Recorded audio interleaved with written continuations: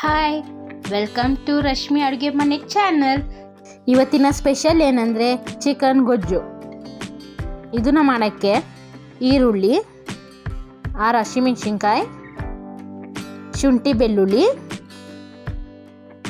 ಚಕ್ಕೆ ಲವಂಗ ಏಲಕ್ಕಿ, 1 ಟೊಮ್ಯಾಟೊ, ಸ್ವಲ್ಪ ಕರಿಮೆಣಸು, ಧನಿಯಾ ಪುಡಿ, ಕೊತ್ತಂಬರಿ ಸೊಪ್ಪು.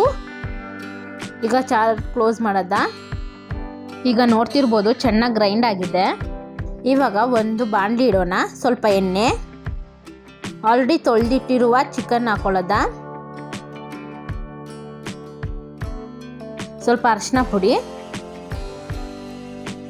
ರುಚಿಗೆ ತಕ್ಕಷ್ಟು ಉಪ್ಪು ಹಾಕೊಂಡು ಚೆನ್ನಾಗಿ ಫ್ರೈ ಮಾಡ್ತಾ ಇದ್ದೀನಿ.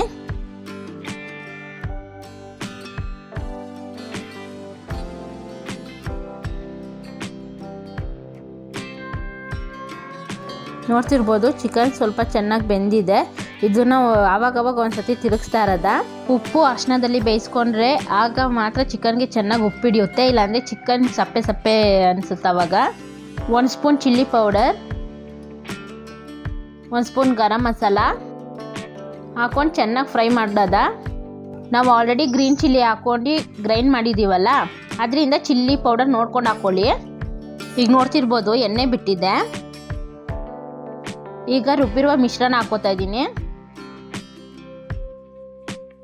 ಮಿಶ್ರಣ ಹಾಕೊಂಡ್ಮೇಲೆ ಒಂದ್ಸತಿ ಚೆನ್ನಾಗಿ ನೀರು ಹಾಕೋಬೇಡಿ, ಹಂಗೆ ಒಂದ್ಸತಿ ಫ್ರೈ ಮಾಡಿ. ಈ ಥರ ಫ್ರೈ ಮಾಡಿ ಸ್ವಲ್ಪ ಹೊತ್ತು ಬಿಟ್ಟ ಮೇಲೆ ಅದೇ ಕಪ್ಪಲ್ಲಿ ಅರ್ಧ ಬೌಲಷ್ಟು ನೀರು ಹಾಕೋತಾ ಇದ್ದೀನಿ.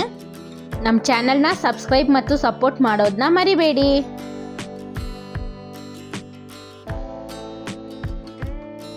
ನೋಡ್ತಿರ್ಬೋದು ನೀರೆಲ್ಲ ಚೆನ್ನಾಗಿ ಕುದೀತಿದೆ. ಈಗ ಇದೆಲ್ಲ ಒಂದ್ಸತಿ ಚೆನ್ನಾಗಿ ಫ್ರೈ ಮಾಡಿ ಬೇಯಿಸ್ಕೊಳ್ಳೋದ. ನೋಡ್ತಿರ್ಬೋದು ನೊರೆ ಎಲ್ಲ ಬಿಟ್ಟಿದೆ. ನೀರು ಹಾಕಿದ್ವಲ್ಲ ಅದೆಲ್ಲ ಫುಲ್ಲು ಸುಂಡೋಗಿ ಚೆನ್ನಾಗಿ ಗೊಜ್ಜು ಥರ ಆಗಿದೆ. ಸೂಪರ್ ಆ್ಯಂಡ್ ಸಿಂಪಲ್ ಆದ ಚಿಕನ್ ಗೊಜ್ಜು ರೆಡಿ.